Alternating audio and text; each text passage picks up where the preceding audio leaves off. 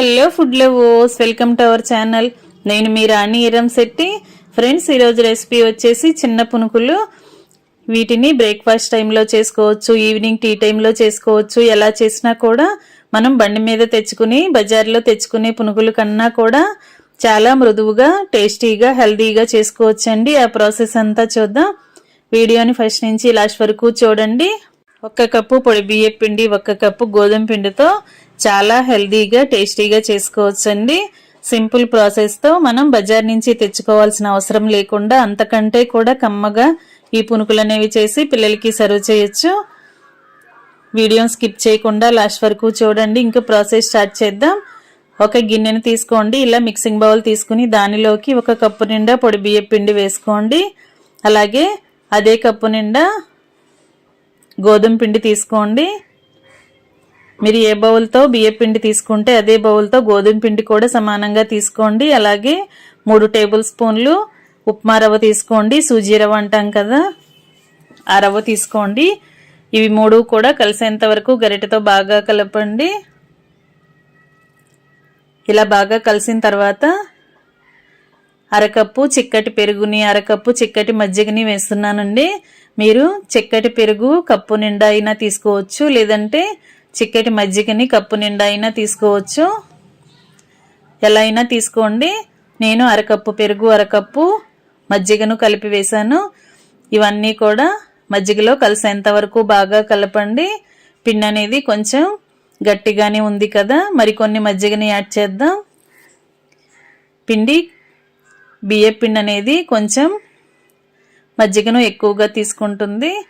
ఇంకొంచెం మజ్జిగని యాడ్ చేసినట్లయితే పిండి అంతా కూడా సాఫ్ట్గా వస్తుంది. వాటర్ కన్నా కూడా ఇలా మనం మజ్జిగతో పిండిని కలుపుకున్నట్లయితే పునుకులు అనేవి లోపల గుల్లగుల్లగా చాలా టేస్టీగా వస్తాయండి. ఫ్రెష్ పెరుగైనా, ఫ్రెష్ మజ్జిగ అయినా, కొంచెం పుల్లటి పెరుగైనా ఎలా అయినా కూడా తీసుకోండి. పిండి అంతా కూడా ఇలా వేళ్లతో గట్టిగా పిసుకుతున్నట్లుగా కలిపినట్లయితే మనం వేసిన మజ్జిగ అంతా కూడా పిండికి బాగా పడతాయి. మొత్తం అంతా కలిపిన తర్వాత ఇలా గరిటెతో కరెక్ట్గా సర్దుకుని గిన్నెకు మూత పెట్టుకోండి. 1 గంట పాటు పక్కన పెట్టండి. గంట నానిన తర్వాత నెక్స్ట్ ప్రాసెస్ అనేది చేద్దాం. 1 గంట తర్వాత పిండిని చూసినట్లయితే మనం చిక్కటి పెరుగుని వేసాం కదా, పిండి అనేది చాలా ఫ్లఫీగా వచ్చిందండి. ఇలా పొంగుతున్నట్లుగా చాలా గుల్లగుల్లగా వచ్చింది కదా. ఈ విధంగా వచ్చిన పిండిలో టేస్ట్కి సరిపడా సాల్ట్ వేసుకోండి. సన్నగా తరిగిన అల్లం ముక్కలు, పచ్చిమిర్చి ముక్కలు కూడా కొన్ని వేసుకోండి. అలాగే సన్నగా తరిగిన కొత్తిమీరని, సన్నగా తరిగిన కరివేపాకుని వేసుకోండి. 1 టీ స్పూన్ జీలకర్రను కూడా వేసుకోండి. ఇప్పుడు మనం వేసిన ఇంగ్రీడియంట్స్ అన్నీ బాగా కలపండి. మనం ముందుగా 1 గంట ముందుగా మాత్రమే పిండిని నానబెట్టి తీసుకున్నాం కాబట్టి వంట సోడా అనేది 1 టీ స్పూన్ వేసుకోండి.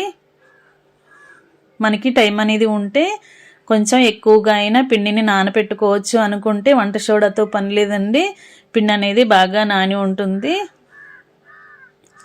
గంట మాత్రమే పిండిని పెట్టుకున్నాం కాబట్టి కొంచెంగా వంట సోడా కూడా వేసుకుని మనం వేసిన ఇంగ్రీడియంట్స్ అన్నీ పిండికి పట్టేంత వరకు బాగా కలపండి.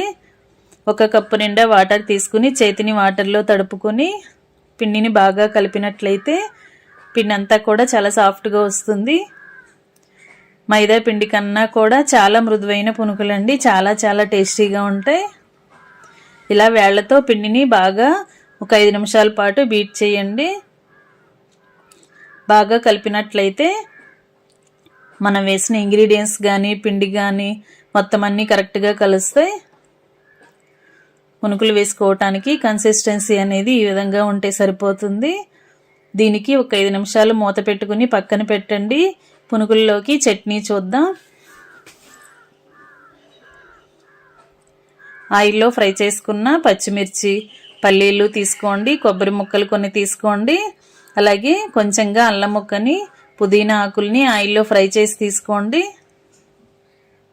మిక్సీ జార్ తీసుకుని పచ్చిమిర్చిని, పల్లీలని వేసేసుకోండి. కొబ్బరి ముక్కలు కూడా వేసుకుని ఆయిల్లో ఫ్రై చేసుకున్న అల్లం ముక్కని, కొన్ని పుదీనా ఆకుల్ని వేసుకుని టేస్ట్కి సరిపడా సాల్ట్ని, కొంచెంగా చింతపండుని వేసుకోండి. వీటిని కొంచెం బరకగా గ్రైండ్ చేయండి. కొంచెం నలిగిన తర్వాత వాటర్ని యాడ్ చేయండి. తగినన్ని వాటర్ని పోసుకుని చట్నీని బాగా మెత్తగా గ్రైండ్ చేసుకోండి. ఈ విధంగా నలిగింది కదా, దీనికి పోపు పెట్టుకుందాం. ముందుగానే పోపుని ప్రిపేర్ చేసుకుని పెట్టుకున్నట్లయితే చట్నీ కంప్లీట్ అయిన తర్వాత వెంటనే పోపుని యాడ్ చేసుకోవచ్చండి. ఆయిల్లో ఫ్రై చేసుకున్న శనగపప్పు, మినపప్పు, ఆవాలు, జీలకర్ర, కొన్ని ఎండుమిర్చి ముక్కలు, కొన్ని కరివేపాకులు వేసుకుని పోపు అంతా కూడా చట్నీలో వేసేసుకోండి. చట్నీ కూడా రెడీ అయిపోయింది కదా. చట్నీని ఒకసారి టేస్ట్ చూసుకుని సాల్ట్ని అడ్జస్ట్ చేసుకోండి. ఇప్పుడు అన్ని ఇంగ్రీడియంట్స్ కలుపుకున్న పిండిని చూద్దాం. పిండి అంతా కూడా బాగా కలిసింది కదా. ఇంకా కుకింగ్ స్టార్ట్ చేద్దాం. స్టవ్ ఆన్ చేసుకుని కళాయి పెట్టుకుని డీప్ ఫ్రైకి సరిపడా ఆయిల్ పోసుకోండి. ఆయిల్ కాగిన తర్వాత చేతిని వాటర్లో తడుపుకొని కొంచెం కొంచెంగా పిండిని తీసుకుంటూ ఇలా మనకి కావాల్సిన సైజులో పునుకుల్ని వేసుకోవటమే. మనం పునుకులు వేస్తున్నప్పుడు ఫ్లేమ్ని మీడియంలో పెట్టుకుని వేసిన తర్వాత హై ఫ్లేమ్లో ఫ్రై చేసుకున్నట్లయితే వెంటనే కూడా చాలా ఈజీగా త్వరగా ఫ్రై అయిపోతాయండి. చాలా ఫాస్ట్గా కుకింగ్ అనేది కంప్లీట్ అయిపోతుంది. ఇలా చిన్న చిన్నగా చిన్న పునుకుల్ని వేసుకుని కళాయికి పట్టినన్ని వేసుకుని ఆయిల్కి పట్టినన్ని వేసుకుని గరిటెతో కలుపుకుంటూ డీప్ ఫ్రై చేసుకోండి.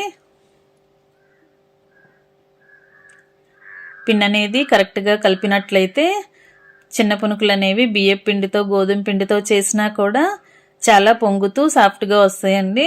లోపల గుల్లగుల్లగా, పైకి క్రిస్పీగా, చాలా టేస్టీగా ఉంటాయి. ఇలా ఆయిల్లో బాగా డీప్ ఫ్రై చేసిన తర్వాత ఆయిల్ నుండి తీసేసి ప్లేట్లోకి వేసేసుకోండి. ఇదే విధంగా మిగిలినవన్నీ కూడా డీప్ ఫ్రై చేసుకుని స్టవ్ ఆఫ్ చేసుకుని వేడి వేడి బియ్యం పిండి, గోధుమ పిండి పునుగుల్ని సర్వింగ్ ప్లేట్లోకి వేసుకుని ఫ్యామిలీకి సర్వ్ చేసుకోవటమే. ముందుగా చట్నీ చేసుకున్నాం కదా, అలాగే పునుకులు రెడీ అయ్యాయి. చట్నీ కూడా రెడీగానే ఉంది కదా.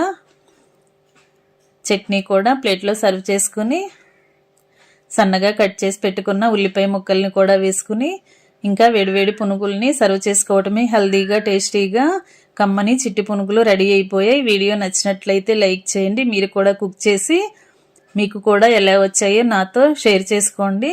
మరొక రెసిపీతో మళ్ళీ కలుద్దాం. Thanks for watching. నేను మీ రాణి ఎర్రంశెట్టి.